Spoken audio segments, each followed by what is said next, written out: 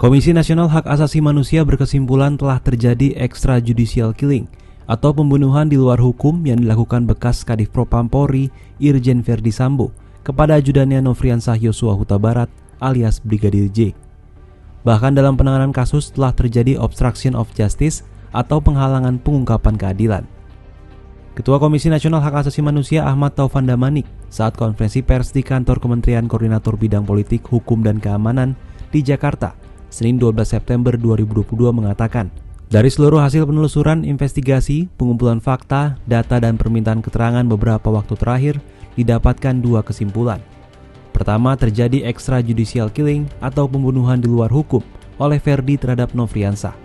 Kedua, Komnas HAM pun sangat yakin telah terjadi penghalangan pengungkapan keadilan secara sistematis dalam kasus yang kini sedang ditangani penyidik dan tim khusus Mabes Polri itu.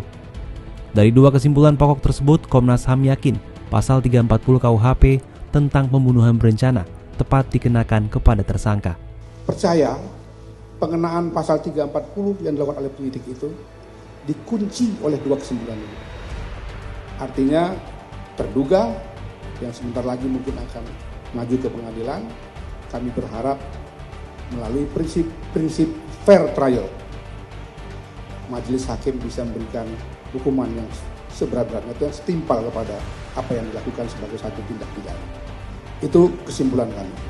Atas laporan tersebut ada 5 rekomendasi yang diberikan Komnas HAM kepada pemerintah. Pertama, Komnas HAM meminta dilakukan pengawasan atau audit kinerja dan kultur kerja di tubuh Kepolisian RI guna memastikan tidak terjadinya penyiksaan, kekerasan atau pelanggaran HAM lainnya.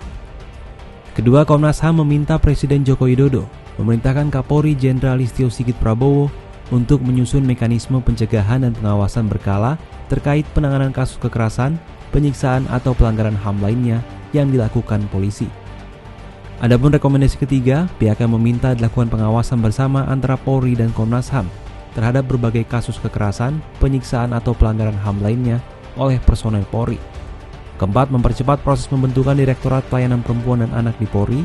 Dan yang kelima adalah memastikan infrastruktur pelaksanaan Undang-Undang Nomor 12 Tahun 2022 tentang tindak pidana kekerasan seksual, termasuk kesiapan kelembagaan dan ketersediaan peraturan pelaksananya sebagaimana undang-undang bisa diselesaikan pada tahun ini.